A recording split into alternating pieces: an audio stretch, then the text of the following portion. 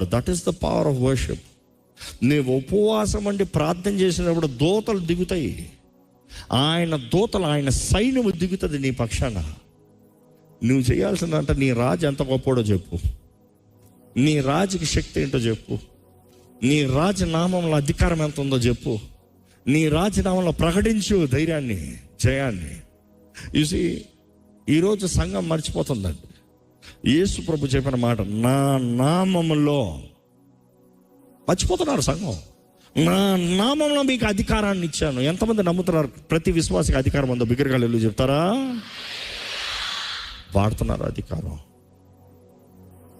ఎప్పుడు పడితే అలా పడితే, ఎలా పడితే అలా పడితే వాడతానే లేదు. ఆయనలో నిబంధనలోకి రావాలి.